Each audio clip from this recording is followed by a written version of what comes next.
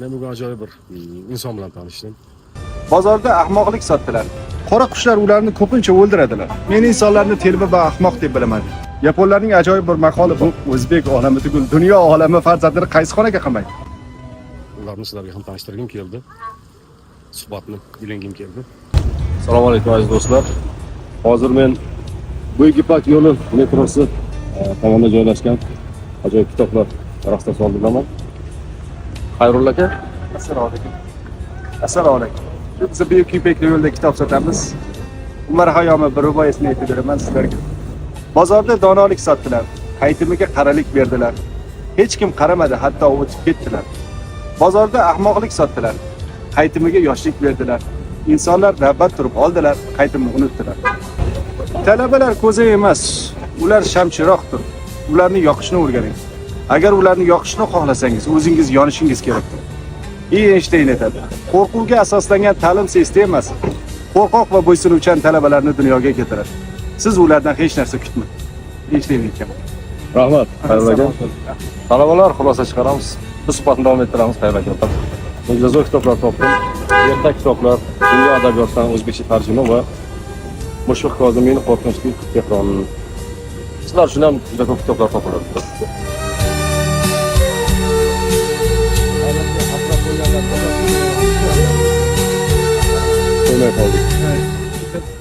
Ikki narsaga shu inson to'ymaydi. Ilmga to'ymaydi, boylikka to'ymaydi. Ilmga to'ymaslik afzallik so'radi.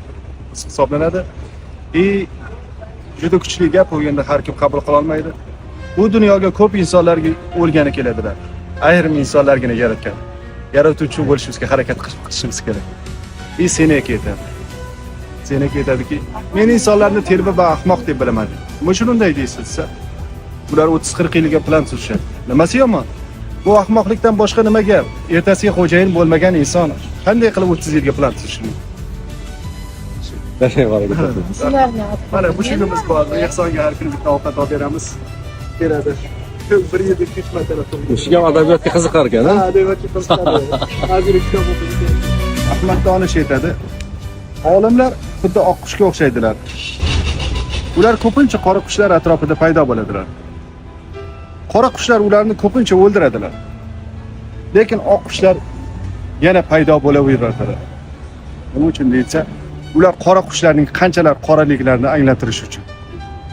Ilmni tarqatavering. Hatto eshitmasalar ham.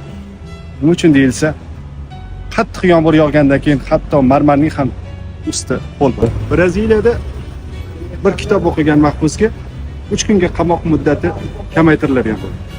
Hozirda bizda ham qonunda ko'rib chiqilyapti. Agar shu amalda qo'yilsa, bu juda ajoyib natijaga beriladi.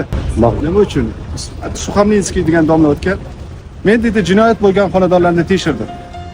48 ta xonadonga kirib chiqdim. Bor yo'g'i 39 dagina kitob topdim. Lekin uylarda kutubxona bo'lgan xonadonda bir dona ham jinoyat bo'lganini ko'rmadim. Sitseron aytadi. Agar uyingizga qalb baxshida etmoqchi bo'lsangiz, uyingizga albatta kutubxona baxshida eting. Ajoyib.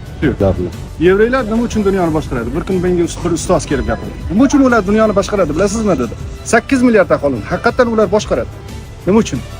Ular farzandlari to'polon qilganlarida uylaridagi kutubxonaga qamab qo'yar ekanlar. Men keyin o'ylab qoldim. Bu o'zbek olami tugul dunyo olami farzandlari qaysi xonaga qamaydi? Yana Yaponlarning ajoyib bir maqoli bor. 1 yillikka reja tuzsangiz, guruching. 10 yillikka reja tuzsangiz, daraxt ek. Agar bir umrlik reja tuzsangiz, ajoyib farzandingizni tarbiya qiling. Yana Ahmad Donish aytadi. Yo'q, Ahmad Donish aytadi. Agar sizning farzandingiz sizdan pulning o'rniga maslahat so'rasa, siz farzandlaringizni ajoyib tarbiya qilibsiz. Bundan muhim narsa yo'q. Sarvar olam ham aytadilar. Otaning abadiy sadaqasi yaxshi tarbiya qilingan farzand. Kitobsiz hech iloji yo'q. Salom.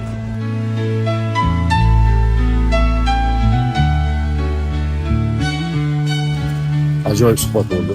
Lekin negadir qalbi shuuri ziyoga boy insonlarni men ko'proq ko'chalarda, nimadir sotib turgan joylarda tasodifan ko'p uchradim. Agar uyingizga qalb baxshida etmoqchi bo'lsangiz, uyingizga albatta kutubxona baxshida eting.